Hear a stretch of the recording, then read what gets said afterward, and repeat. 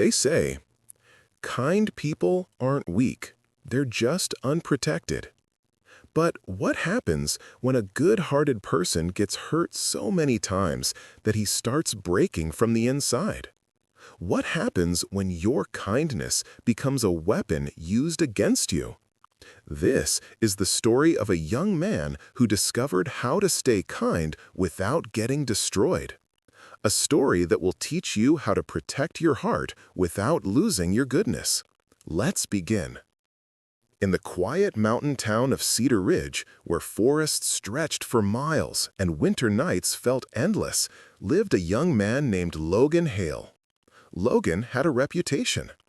Not for success, not for toughness, not for money, but for kindness. He was the guy who helped neighbors even when he was tired, the guy who trusted easily, the guy who forgave quickly, the guy who loved deeply. But kindness had cost him.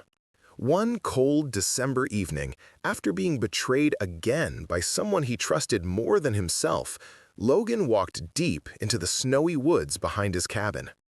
The moon hung low. The world was silent, but inside him a storm was raging. He clenched his fists and punched a tree, once, twice, again, until his knuckles split. "Why?" he screamed. "Why do good people get hurt the most?" His voice echoed through the trees. He felt angry. He felt foolish. He felt betrayed. But mostly, he felt alone. Suddenly, a calm, steady voice broke the silence. "Hurting yourself won't heal your heart, son." Logan turned sharply. An old man stood there, tall, strong despite his age, wrapped in a long brown coat. His name was Elias Grant, a retired Navy officer who lived alone in a cabin perched high in the mountains. Elias didn't try to console him. He didn't rush toward him. He didn't offer a hug or comfort. He simply stood, watching. This made Logan furious. "You're just going to stand there and stare?" he yelled.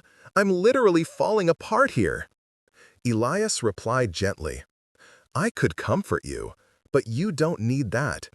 You need clarity." Logan froze. Nobody had ever said that to him, not once. Elias nodded toward a frozen trail. "Walk with me."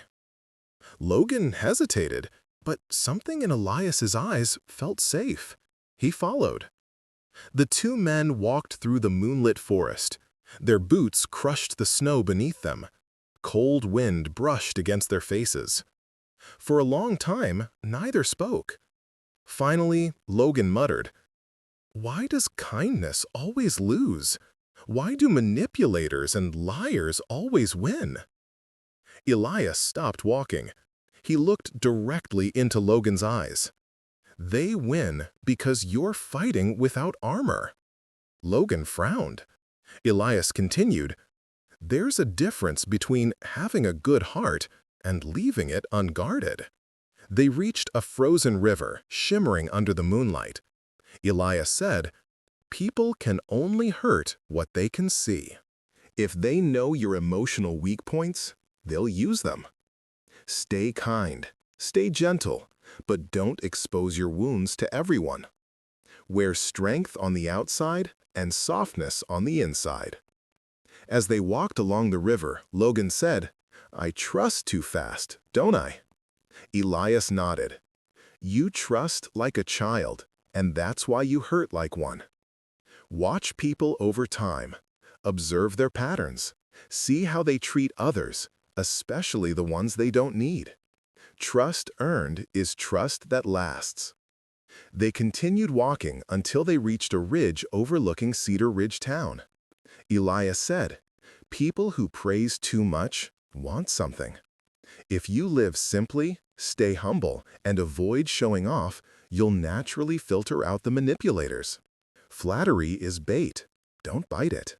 When they sat on a fallen tree trunk, Elias spoke again. "There's nothing wrong with giving, but give only what you can afford to lose.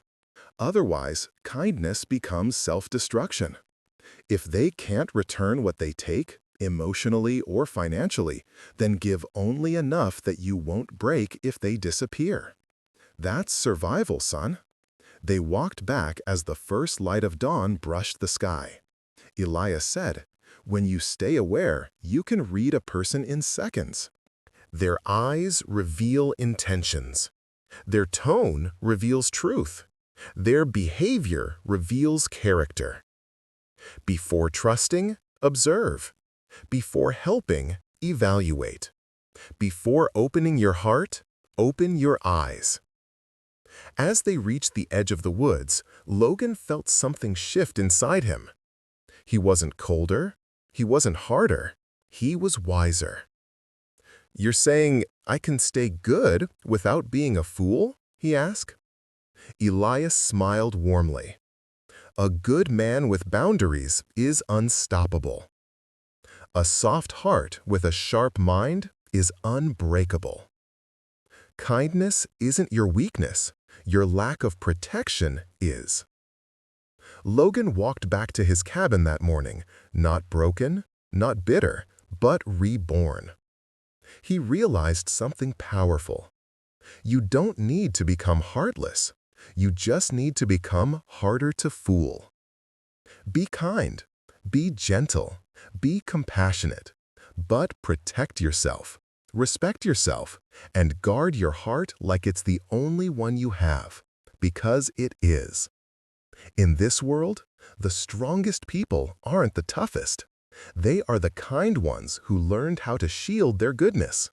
And that day, Logan finally became one of them.